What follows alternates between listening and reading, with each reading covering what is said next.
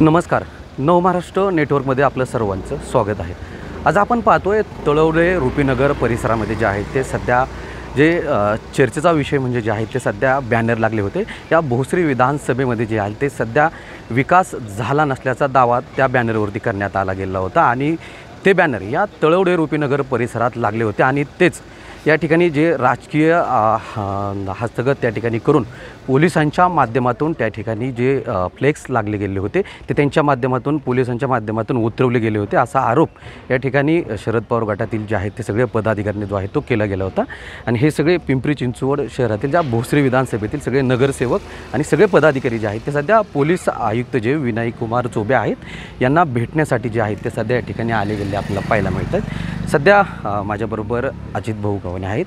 भाऊ, खरं तर पाहायला गेलं तर काय सांगाल, ज्या तळवडे रुपीनगर परिसरात जे आहेत ते या भोसरी परिसरात जे आहे तो विकास झाला नसल्याचा बॅनर लागले होते, काय सांगाल एकंदरीत कशा प्रकारे ते उतरवले गेले होते आणि आत्ता भेटण्यासाठी तुम्ही आला ज्यांनी उतरवले त्याच्यावरती कारवाई होण्याबाबत काय सांगाल? आज आम्ही CP साहेबांना, चौबे साहेबांना भेटायला आलो. परवा दिवशी जेव्हा आम्ही इलेक्शन कॅम्पेनिंगचा तो एक पार्ट आहे आणि सगळेच पक्ष आणि सगळेच लोक उमेदवार अशा प्रकारचं कॅम्पेनिंग दरवेळेस करतात आणि त्याच्यावरती कुठलाही चुकीचा काही मुद्दा आम्ही न झालेली कामं त्या ठिकाणी त्या होर्डिंग्जवरती फ्लेक्सवरती मांडलेली होती आणि तिथं ती लावल्यानंतर पोलिसांच्या माध्यमातून काही लोक त्या ठिकाणी समोरच्या उमेदवारांचे आले आणि काही फ्लेक्स त्या ठिकाणी काढण्यात आले आणि आम्ही ताबडतोब लगेच त्या पोलीस स्टेशनशी मी पण संपर्क साधला, आमच्या सगळ्या नगरसेवकांनी पदाधिकाऱ्यांनी संपर्क साधला आणि त्या ठिकाणी आम्ही त्यांना जाऊन भेटलोसुद्धा आणि सांगितलं की याच्यामध्ये चुकीचं काही नाही आणि अशा प्रकारे तुम्ही कारवाई कशी काय करता. तर त्यांनी पण सांगितलं की तुमचं चुकीचं नाही, आम्ही ती कारवाई जी आहे ती चुकीची झालेली आहे आणि नक्की ज्याच्यात राजकीय प्रेशर असल्यामुळं अशा पद्धतीने त्या ठिकाणी हे घडलेलं आहे आणि म्हणून आम्ही आज CP साहेबांना भेटायला आलो.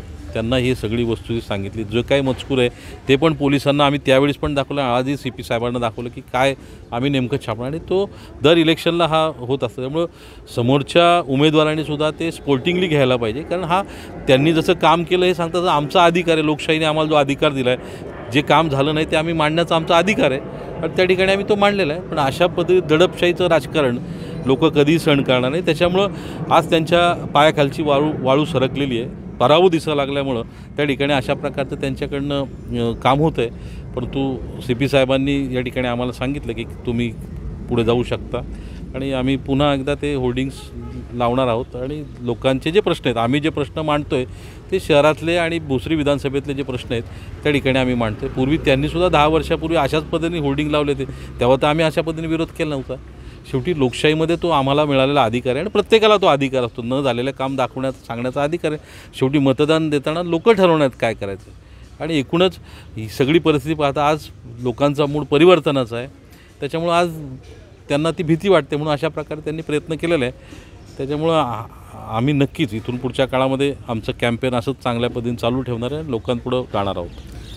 एकंदरीत काय सांगाल की ज्या आता परिसरामध्ये जे बॅनर लागले गेले होते, ज्या व्यक्तींकडून ते बॅनर काढण्याचं काम हाती घेतलं होतं त्यांच्यावरती काही तक्रार वगैरे दाखल केली आहे का कुठे?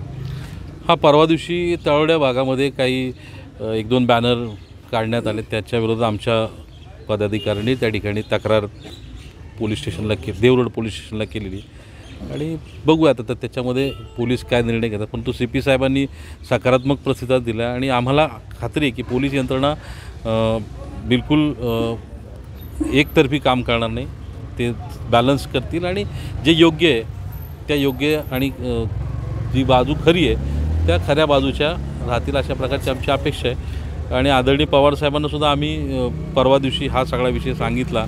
पवारसाहेबांना नेमकं आपण काय तेही सांगितलं, त्यांनीही आम्हाला सूचना केल्या तुम्ही CPना भेटा आणि काय होतं आहे मला कळवा. त्याच्यामुळं आम्हाला खात्री की व्यवस्थितपणे आता इथून पुढं काम चालेल. खरं तर पाहिलं गेलं तर आता जे भोसरी विधानसभेमध्ये जे आहेत ते प्रभागातली कामं झाली नसल्याची, या विधानसभेतली कामं झाली नसले ते बॅनर लागलेत, या खरं तर पाहिलं गेलं तर या जे काही बॅनर लागलेत त्याचा धसका या विरोधकांनी घेतला आहे. नक्कीच घेतलं ना, म्हणून तर अशा प्रकारची भूमिका ते घेत आहेत.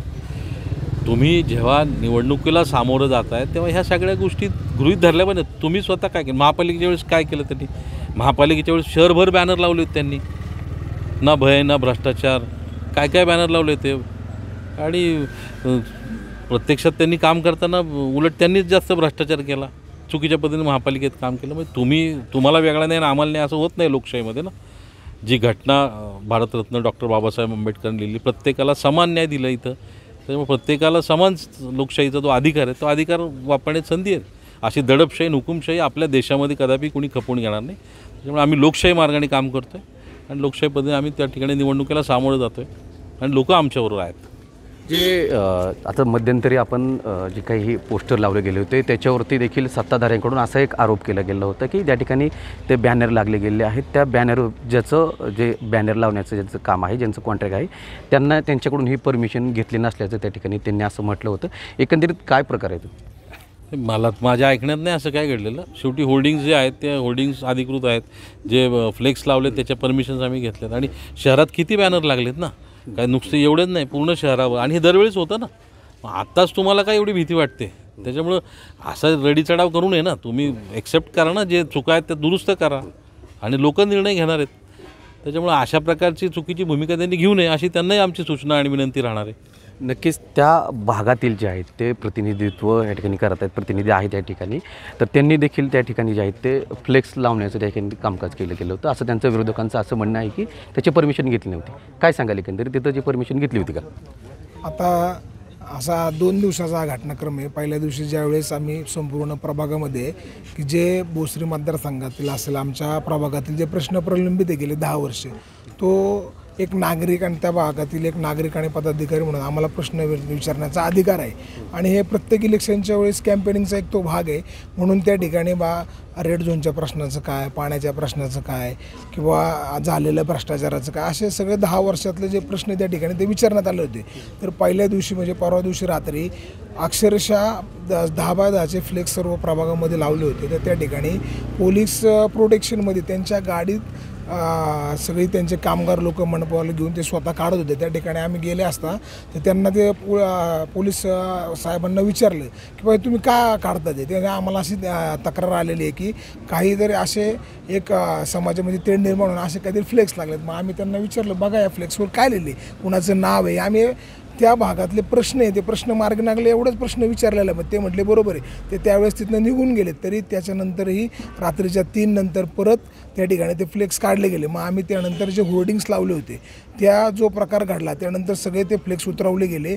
आणि जो होर्डिंग त्यानंतर आमच्या तळवडे रुपीनगर प्रभागात लावले होते, तर होर्डिंग लावल्यानंतर आम्ही कुणालाही नाही, सर्व जे होर्डिंग मालक असतील त्यांना संपर्क करून ते, आणि होर्डिंग आम्ही नाही लावत, त्यांचेच कामगार येऊन लावतात. मग आता ते त्यांचे कामगार येऊन लावतात, त्यांच्याशी संभाषण केलं. प्रत्येक वेळेचा भाग आहे. कुणाचे दरवेळेस वाढदिवसाचे फ्लेक्स असतात, कुणाचे वेगळ्या कार्यक्रमाचे असतात, पैठणीचे, काही सार्वजनिक उपक्रम, प्रत्येकजण त्यांना कॉन्टॅक्ट करून लावत असतो. तिथं काय कुणाचं हे नाही आहे. पण हाईट म्हणजे ज्यावेळेस महानगरपालिका अधिकाऱ्यांना आणि त्या कॉन्ट्रॅक्टरला जर त्यांचा एवढा प्रचंड समोर भाजपचे जे आमदार आहे भोसरी विधानसभेचे, त्यांचा एवढा प्रचंड दबाव आहे की त्या दबावाखाली त्यांनी ते महानगरपालिकेचे अधिकारी त्यांना फोन करायचे, पोलीस त्यांना फोन करायचे. त्यांनी ज्याच्यामध्ये त्या ठिकाणी तुम्ही त्या दिवशी बघितलं आमची जी कालची बाईट आहे त्यामध्ये आमची बाईट चालू असताना पाठीमागं फ्लेक्स उतरवत होते.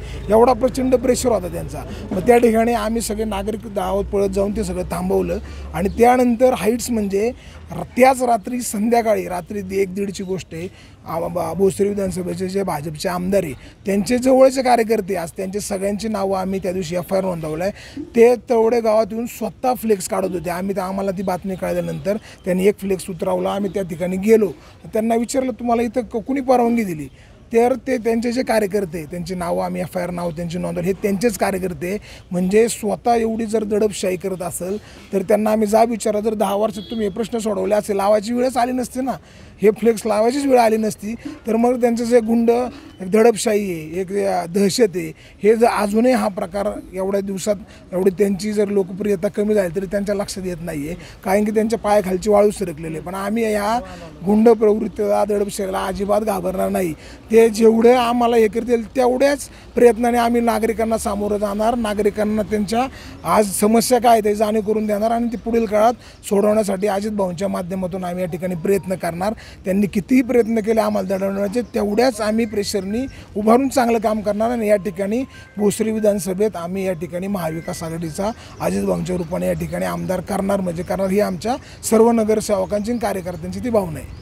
नक्कीच आपण पाहतोय जो काही तळवडे रुपीनगरमधला जो काही तो फ्लेक्सवरून जो काही वाद निर्माण झाला होता त्याच्यामध्ये आहे ते सध्या स्थानिक प्रतिनिधी आणि स्थानिक जे नगरसेवक आहेत या ठिकाणी पोलीस आयुक्त विनायक उमर चोपे यांच्याकडे भेट घेण्यासाठी आले होते आणि या ठिकाणी त्यांनी असा देखील विश्वास व्यक्त केला आहे की जे बॅनर लागले ते योग्यच लागले आहेत आणि नक्कीच याचं जे असतील त्याचं उत्तर जे आहे ते येणाऱ्या विधानसभेमध्ये जे आहे ते आपलं मतदान करून या ठिकाणी टाकतील असा विश्वास जो आहे तो यांनी या पदाधिकाऱ्यांनी जो आहे तो व्यक्त केला आपल्याला पाहायला मिळतो आहे.